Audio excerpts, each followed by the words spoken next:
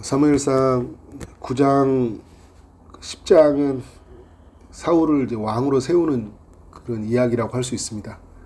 9장은 사울을 찾는 이야기라면 10장은 이제 찾은 사울을 왕으로 세우는 이런 이야기를 우리에게 들려주고 있죠. 사울을 보면 두려움이 많고 또 연약함들이 많이 드러나요. 그런데 이 하나님이 사울에게 맞춰주셔요. 믿음이 많이 약하니까. 그래서 여러 가지들을 보여주시잖아요. 다윗을 왕으로 세우는 방법과 사울을 왕으로 세우는 방법이 달라요. 여러분, 우리 각 사람들을 하나님이 세워가는 방식이 다른 거예요. 어떤 사람이 세워져 갈 때 이렇게 해야 된다라는 그 정형화는 없어요. 각각에 맞춰주심이 다르기 때문에 케이스 바이 케이스예요. 그래서 어떤 사람을 함부로 막 말하면 안 돼요. 하나님이 마음대로 가시는 방법이 다르니까. 사울은 믿음이 약하니까 또 이 사람에 맞추어 주심이 있는 그 하나님의 일하심이라고 볼 수 있죠. 첫 번째 하시는 일은 오늘 1절에 보면 사무엘을 통해서 이제 사울에게 기름을 붓잖아요. 기름을 부었다라는 것은 하나님께서 사울을 왕으로 선택하셨다라는 거예요. 그리고 이제 그 두 번째 하시는 일은 이제 2절부터 8절까지 있는 내용인데 사울에게 이제 일어난 일들을 이제 징조로 말해주거든요. 첫 번째 이제 예언을 해주고 있어요. 첫 번째 예언은 뭐냐면 어떤 두 사람을 만나게 될 것인데 그들을 통해 사울이 잃어버린 암나귀를 찾았다는 소식을 듣게 될 것이라고 말을 해줘요. 이게 이루어졌죠. 두 번째 예언은 어떤 세 사람을 만나게 될 것인데 사울에게 안부를 묻고 떡 두 덩이를 주는 일이 일어날 것이다. 이 일도 이루어져요. 세 번째 예언은 뭐냐면 하나님의 산에 이르러서 예언하는 선지자를 만나게 될 것인데 그를 통해서 하나님의 영이 크게 임하고 사울은 새로운 사람이 될 것이다. 이렇게 말을 해주는데 이것이 어떻게 됩니까? 이루어져요. 이런 일들이 이루어지면서 사울이 어떤 생각을 가질까요? 하나님이 함께 하시는구나. 9장의 내용을 보면 자기는 베냐민 지파 사람이고 그 베냐민 지파 중에 가장 미약하다고 이야기를 했잖아요. 작은 지파, 미약한 사람. 이게 사울이 갖는 마음이거든요. 근데 하나님이 이런 사울에게 너를 왕으로 세웠다. 내가. 이걸 알려주시는 거예요. 여러분, 이제 우리에게로 다가온다면 하나님이 이제 기도의 응답을 통해서 우리에게 확신을 주시죠. 그리고 성령의 충만함을 주셔가지고 하나님의 뜻이 내 안에서 막 이루어지는 거예요. 그래서 있는 두려움들을 어떻게 해요? 사라지게 하는 거예요. 두려움보다 하나님이 더 커진 거죠. 내가 생각했던 그 그림 있잖아요. 왕은 이래야 된다라는 자기 생각이 강했는데 하나님을 또 만남을 통해 하나님의 생각으로 덮어진 거죠. 그리고 하나님이 이루어진 것들을 보면서 그래서 하나님을 더욱 확신하게 돼버리는 거예요. 그래. 하나님이 하시지. 하나님이 하신다면 문제 없겠다. 이런 생각으로 하나님이 일하신다라는 거예요. 또 9절부터 13절의 내용을 보면 그 성령이 그 임하는 이 사울이 예언을 해요. 그래서 예언을 하니까 사울이 예언을 하는 거예요. 이전까지는 누가 예언을 해줬습니까? 사무엘이 예언을 했잖아요. 그런데 사울이 예언을 하는 거예요. 그러니까 하나님의 말씀을 받아서 전해주는 거죠. 그래서 이 모습을 본 사람들이 이상히 여겨서 12절에 보니까 사울도 선지자들 중에 있느니라. 하나님의 말씀을 가진 사람이구나. 왕으로 세워진 사람이지만 저 사람이 선지자적 역할도 하는구나. 하나님이 이 사울을 이렇게 세워주세요. 자기도 깜짝 놀라니까요. 자기가 막 이상한 말 하고 있잖아요. 그죠? 나 이런 사람 아닌데. 여러분, 우리도 그렇잖아요.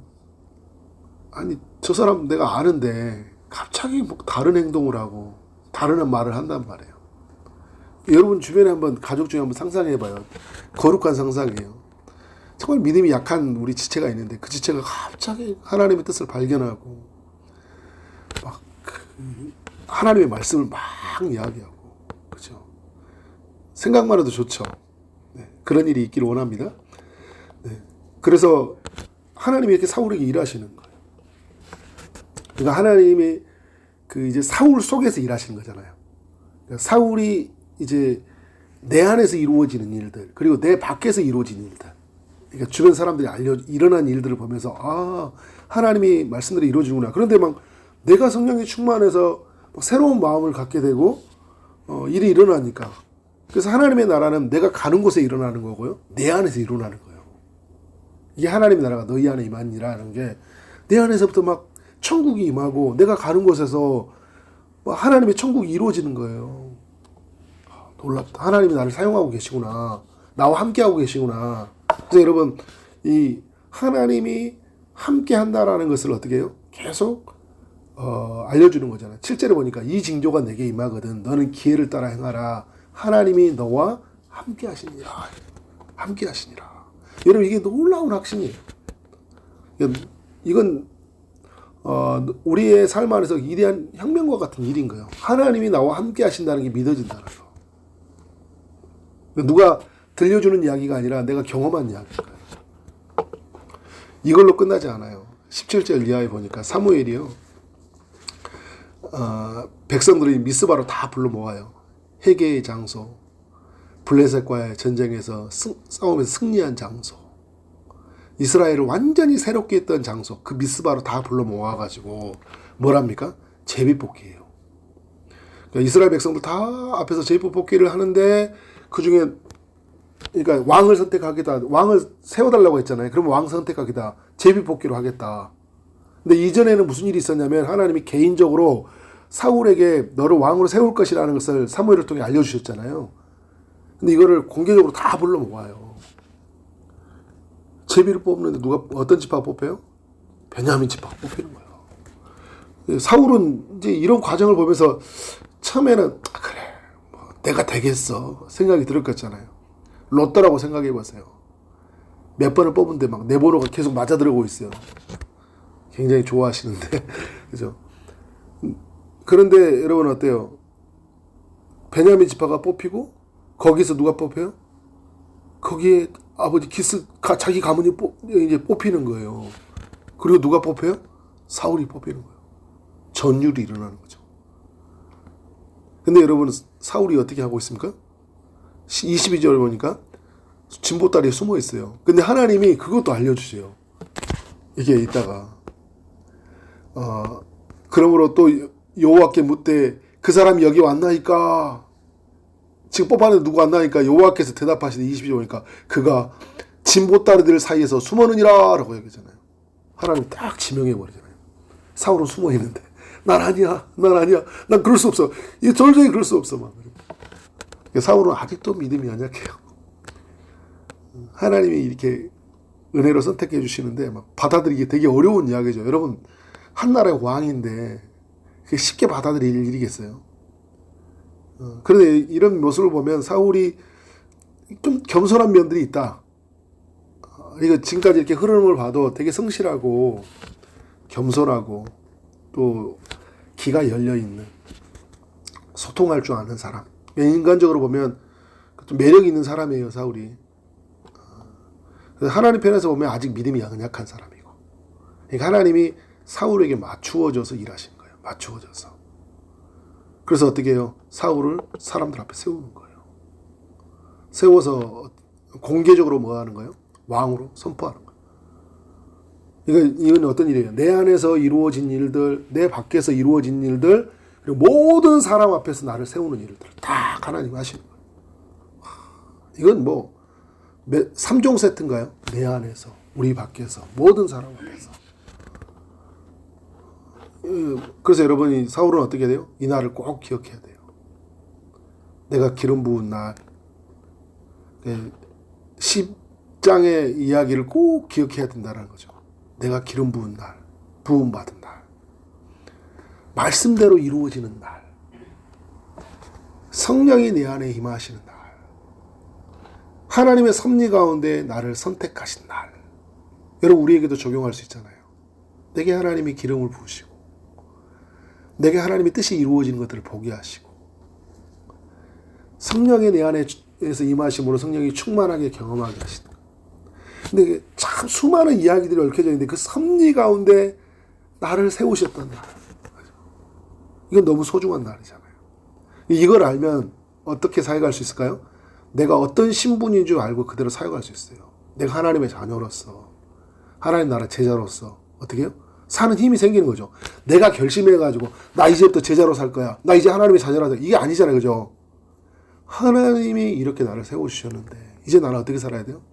그 은혜로 그분의 뜻을 따라서 살아가는 거예요. 나 같은 사람, 너무 연약하고 두려움이 많은 이 사람에게 하나님이 이렇게 일하시다니 너무 놀랍잖아요. 큰 은혜잖아요. 이건 전적인 하나님의 은혜예요. 은혜. 이거 다 알고 살면 돼요. 그리고 그분을 높여드리며 살면 돼요. 그러면 어제도 나눴지만, 그러면 사울의 왕의 생활은요, 하나님의 은혜 가운데 풍성함을 누려요. 그리고 자기 때문에요, 백성들이 어떻게 돼요? 큰 은혜를 누리는 거예요. 그러니까 이걸 은혜라고 안다는 건 또 뭐냐면, 진짜 왕이 누구인지를 드러내요. 진짜 이스라엘 왕은 누구예요? 하나님이시잖아요. 내가 이것을 하나님의 섭리 가운데 세워졌고 하나님의 성령으로 나는 세워진 사람이다 라는 걸 인정한다는 것은 곧 하나님이 이스라엘 왕이라는 것을 알려주는 거예요. 이거 사라지면 누가 왕이에요? 내가 왕이 되는 거예요. 그때부터 뭐가 찾아올까요? 불행이 찾아오는 거예요. 나도 불행이고 내가 나의 통치를 받는 사람들도 불행인 거예요. 여러분, 이건 우리의 가정에서, 일터에서, 교회에서 매우 중요한 이야기예요. 내가 무엇으로 세워졌는지를 알아야 돼요. 이걸 잊어버리니까 나도 신앙생활에서 나도 힘들고 나도 너무 힘들어 맨날. 그리고 나 때문에 사람들도 힘들대. 하나님의 그 은혜를 막 못 누려요. 그죠? 철저하게 나를 알죠. 마지막 절에 보니까 그 어떻게 해요? 어떤 불량배는 이르되 이 사람이 어떻게 우리를 구원하겠냐고 멸시한다. 예물을 바치지 아니하느니라. 이렇게 이야기하잖아요.